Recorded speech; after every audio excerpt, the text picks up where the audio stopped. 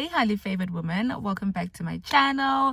Welcome back. My name is Life Coach Noni, and I am the founder of the Highly Favored Woman community, a community for women who are ready to elevate their lives, achieve their vision board goals, and be the best version of themselves as God has called them to be. Welcome back to my channel, and it is another midweek conversation between you and I, highly favored woman. And today's video is all about starting over. It's about starting over and how God can take you from one thing that you thought this is it to something else where you're like, actually, God, you actually meant this for me to happen. So today's video is inspired basically by the story of Ruth. Number one, Ruth and Naomi, and Boaz, obviously, but also my own personal journey of starting over. I have started over in a lot of times in my life, right? I moved to England when I was 16. That was starting over, okay? Starting a whole new life, starting afresh, right? Literally when my life was just beginning, as soon as I finished my GCSEs in Zimbabwe, I moved to England and I had to start all over again, right? I started my life all over again when I left my old hometown, when I finished uni, to move closer to move down south, just after uni, a new job, new friend, starting over again, right? And starting over again in my career and all of that kind of stuff, right? When I trained as a life coach, and I told myself, right, I'm starting over, I'm changing my career path, I'm going to be, a life coach, I'm going to be helping people and all of that, and learning something different, and then starting over again now that, I'm in a transition of letting go of coaching, right? Letting go of coaching, but still serving in ministry in a very different way through Highly Favored Woman, which is what it has always been. And then obviously Ruth and Naomi, Ruth was the daughter-in-law of Naomi, and, her husband died, and she had a chance to start over. Naomi gave her a chance to start over in her own homeland where she came from, but she chose to follow Naomi and start over with Naomi because of the vows that she made, and that Naomi was now her family, and how God then blessed them abundantly in that starting over, and how God shows up and shows up for our lives, basically. So if this is type of your jam, and you're thinking, okay, God has been calling you to start over, God has been calling you to let go of some things in your life, but you've just not known how to do it, or why to do it, or when to do it, I hope that this video inspires you. I hope that this video gives you some sort of confirmation, and I pray that God uses me as his vessel to share the words that I believe he wants me to share today. So letting go, right? Letting go and starting over. This is something that we all at some point have to face. At some point we all have to do. But it is often so hard to know when to do it, right? You know when to do it, but it's often hard to know when to do it, right? So you need to start over, you need to let go of some stuff, but it's when do you let go? When do you start over? What is the right time for you? Is it going to be the right time? There's a whole lot of procrastination that comes in. There's a whole lot of, negative thoughts that come through. There's a whole lot of, am I letting go of something that could be amazing in order, for something that I don't know about? There's a whole lot of fears that come with starting over and letting go. As I said before, my own personal story of doing that was, my recent one, right? I started Highly Favored Woman through just sharing my content on Instagram, sharing my day-to-day life of being a mom, juggling my day-to-day life and all of that. And that then became something that I did not anticipate, right? I don't want to say I fell into coaching, but I love to say I fell into coaching. I then became a coach, right? I trained into coaching. I started coaching and all of that. And I loved it. Absolutely loved it. Loved doing that. Loved helping people through coaching. Loved sharing ideas. And I just loved it. But it came to a point in my life where that coaching became a chore, something that started as something that I used to enjoy doing, something that I used to love doing, and sharing and talking to people and just helping people with no monetary exchange, right? Because I just was doing it because I felt that's what God called me to do. Suddenly there was this monetary exchange, and which made it feel so difficult, which made it feel like there's a weight on my shoulders. I now have to show up in this way. I now have to show up in that way. And sometimes that happens a lot when you are so used to being someone or doing something, or so used to being in a career or in a relationship, or if people know you as something and you're trying to let that go, it is so hard for you to let go sometimes, because you're thinking of the image that you have created. You're thinking of, the perception that you have created of yourself, by yourself, to yourself, and also the perception that people have created of you, about you, and everything. And that makes it so hard for you to then think even about letting go, right? And that happened for me. I lost love out of coaching because it felt more like, okay, there's an industry standard, perfect, you have to do this, you have to do that. And whereas I am an off the cuff kind of person, I speak on intuition, I speak on past experiences, I speak on current experiences, I speak on the knowledge and the wisdom that I believe God has given me, the little wisdom that I have. And so being and staying in that state, it became like a hamster wheel for me, and I lost love for it and I lost touch for it. And so, at some point I had to then make a decision and say, God, what do you want me to do? Right? And that was really, really, really hard to do. I don't know how many years I prayed over it to say, God, is this really what you wanted me to do when you gave me the vision of Highly Favored Woman? Is this really what you wanted me to do? Do you really want me to go into coaching? Because I'm good at it, right? I'm good at it. I've helped amazing women achieve their vision board goals. But at what cost? At what cost to myself? At what cost to me learning and giving more to the word? At what cost to me building that relationship to God? Because now it's all about industry expectations. It's all about showing up in the right way. It's all about that. And that vulnerable side is lost. And there came a point in my life at the beginning of this year, and towards the later end of this year, where I was like, you know what, God, let me just stop, right? And just stop all the hoo-ha, stop all the social media, hey, stop coming across because I am meant to come across, and stop showing up because I am meant to show up right now in this phase, and just actually lean into who you are calling me to be, lean into how you want me to show up. And that process of letting go, that process of actually making the decision to say, you know what, I'm going to pause, I'm going to stop, and I'm just going to be, is hard. It's really, really hard, and no one talks about it, right? But when you get to that moment of surrender, and I'm putting in surrender as well. Those that went to Women Evolve, or those that have watched Women Evolve on the app, you would know that this year's theme has been surrender. It was such an amazing thing to watch online, because I didn't go.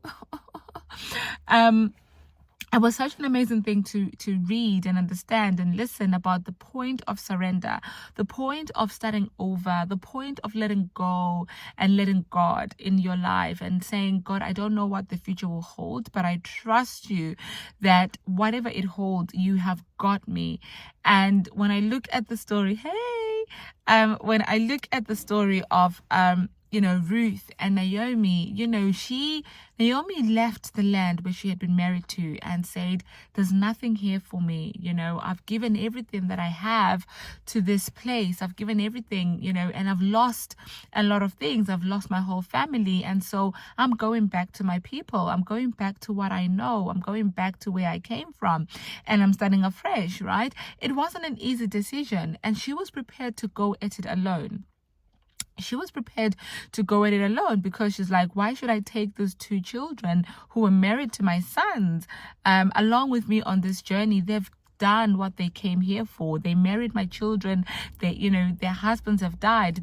They've lived out to what their expectations were. So let them go so that they can go and start afresh, right? And as we know the story, one of the daughter-in-laws left and went back. But Ruth said, I am not going anywhere. I am here with you, for you, and we are going to go through this together. Where you go, I will go. Your people will be my people. And that shows a point of surrender, a moment of surrender to say, she had a choice. She could have gone back home and, and started life afresh, right? But she chose to say, do you know what? I will go with you, Naomi. I will go with you. Wherever you go, I will be with you, because your fate is my fate. What God has planned for you is also what God has planned for me, because I married your son. I am your child. I am your daughter now. And that is something that as a highly favored woman, getting to that point, knowing that you could either go left or right, but you choose to go the hardest way, you choose to take the hardest route, which is surrender. Surrendering is not easy. Surrendering is very hard. It is very hard, because a lot of people, when you surrender to do something, they'll say, oh, so you failed to do it, right? And that always plays a part on a lot of people, because we're like, yes, I have failed, but no, I didn't fail. And a lot of people will view surrender as failure. But the question is, have you really failed? Have you really failed at that, right?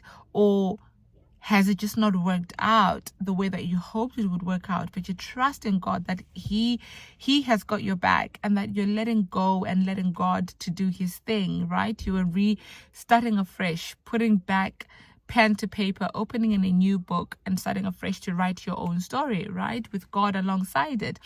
And that is something that is so difficult. As we all know, Ruth and Naomi, they went back to Naomi's homeland. Ruth started working in a field, and she caught the eye of Boaz, right?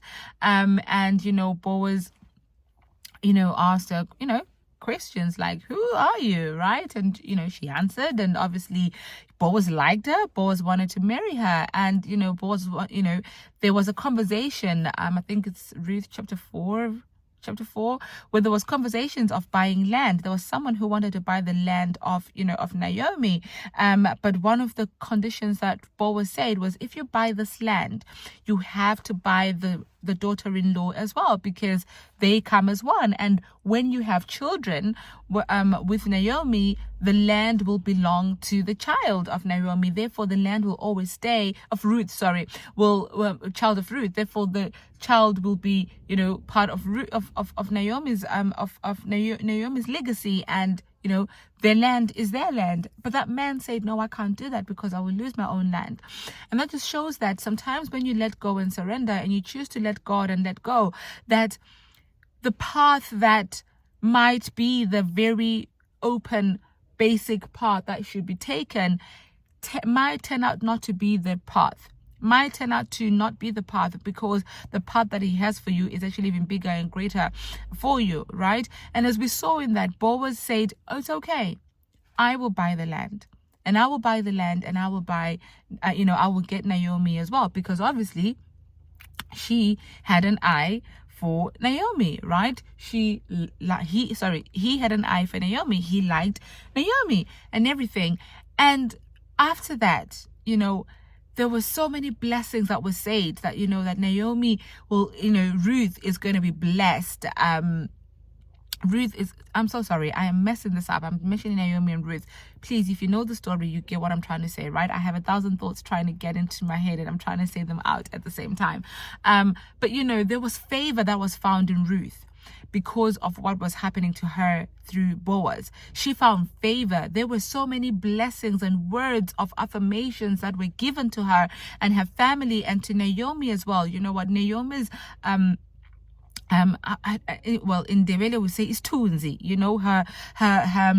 Her character, her stature was brought back through Boaz, who had married Ruth, right? And her family legacy, her family story was restored again. And sometimes that's what happens when you choose to let go and let God. God will always replenish your story.